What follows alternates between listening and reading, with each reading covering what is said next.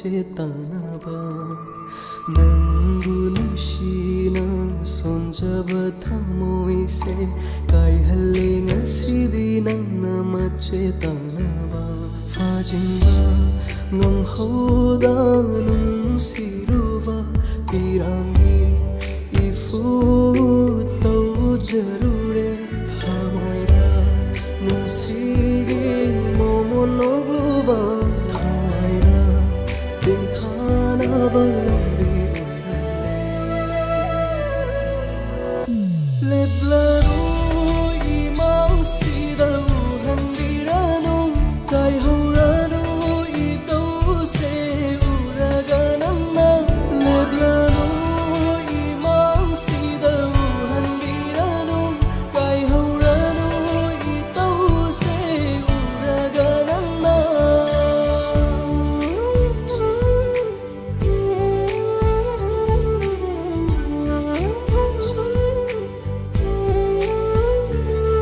jaramba nungsigi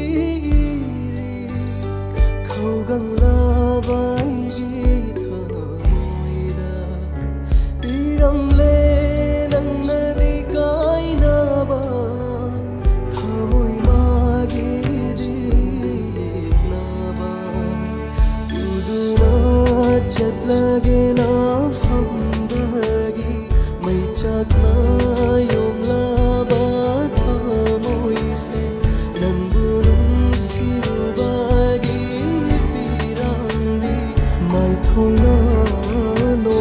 Susin pari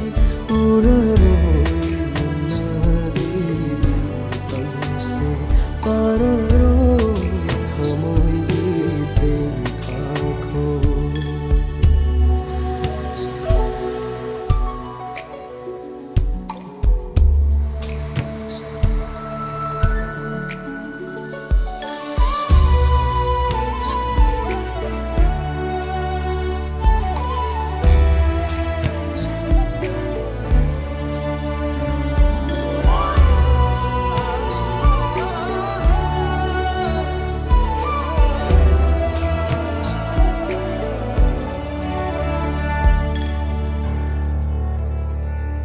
Thamoina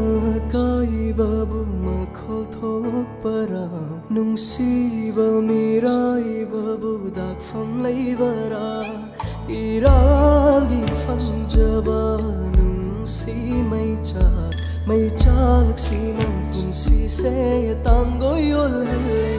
kaurage khaluba mi kupsina khelina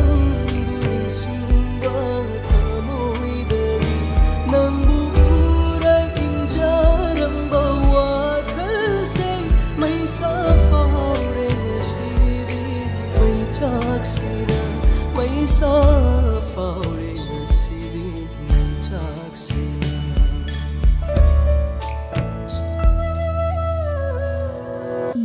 leblaru imang sida